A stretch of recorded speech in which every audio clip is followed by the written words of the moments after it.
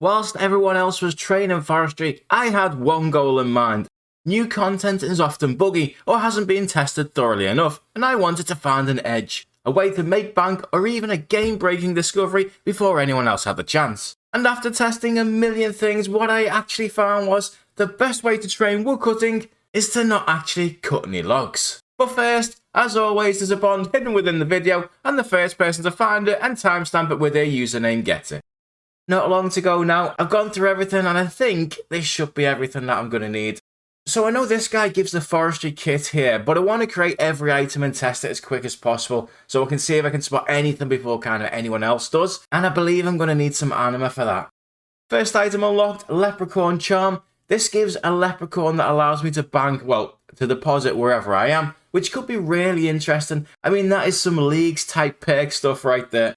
I'm going to throw some things on a G as well because most things in forestry are tradable. This nature's offering gives you 60 to 80% chance of getting one extra log when woodcutting. Now, considering magic logs are the most expensive log at the minute, about 900 GP each, they should never really go for anything more than 500 GP each. But I'm banking on people not really knowing what it's for yet, and maybe 10k is a little bit hopeful, but you know, why not? Come on, get that money. Money. Money. Money. I don't come to money. Money. Money. This is crazy. I'm making like 4 to 5 million GP per hour right now, woodcutting of all things. Just stupid money. So that's everything unlocked now, apart from the log basket, which just lets you hold more logs. So I'm not bothered about that one because it's not going to be game breaking in any way. The Be on the Stick random event here gives a nice chunk of XP, but not that much anima, and the other perks are just really giving me extra supplies, so there's not much Jagex could have missed with those. But I keep coming back to the Leprechaun. A mobile deposit box you can put anywhere in the game where there are trees is game breaking surely, and I've got a few sneaky places that I want to try out. There aren't many trees in the wilderness that you can cut, but if I can spawn a leprechaun here, it would mean you risked hardly anything in the wilderness resource area and also opens the door to so many ways to reduce your risk out here.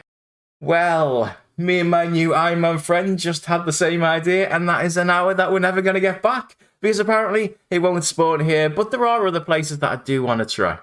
This one is a big test. Let's see if Jagex have actually done their homework, because there are trees within the Chamber of Xeric, so I just need to get the Ice Demon event first and we can test it. If you use someone else's leprechaun, you can only deposit logs, but if you summon it yourself, then you can bank literally any item that you want. So here, if it works, I could in theory deposit raid items direct into my bank. Obviously I would have to report it and I couldn't keep them, but I just want to see if it's even possible. Still no leprechaun. There's been a few issues today with this update, but in all honesty, so far, the game-breaking things that they could have missed, they actually haven't. Well, I might take that back, because I can't help but think there has to be a way to abuse the hell out of this leprechaun.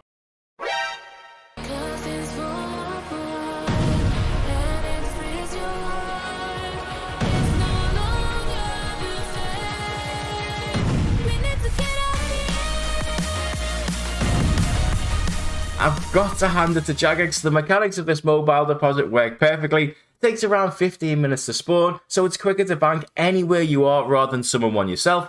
You can't get an ult to do it because you can only bank logs that way, and it doesn't follow you when you hot worlds, so you can't just put it near a shop and buy out the stock really quick either, because shops don't hold that much stock in just one world. I will find something, but for now I also want to test the free-to-play version of Forestry, because free-to-play's best money maker right now is just 625,000 GP, and surely we can beat that.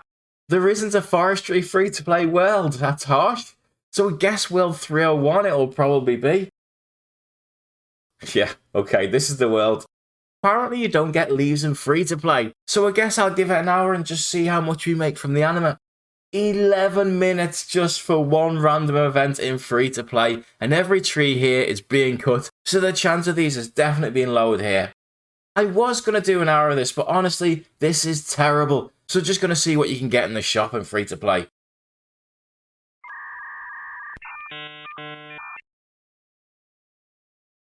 Why are all of these people here? If you get nothing from Forestry apart from anima, and you can't use it anyway, what's the point?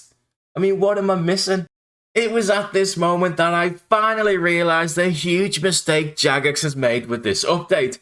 I was hoping to take advantage of anything that I found, but this mistake benefits everyone, well, depending on how you look at it.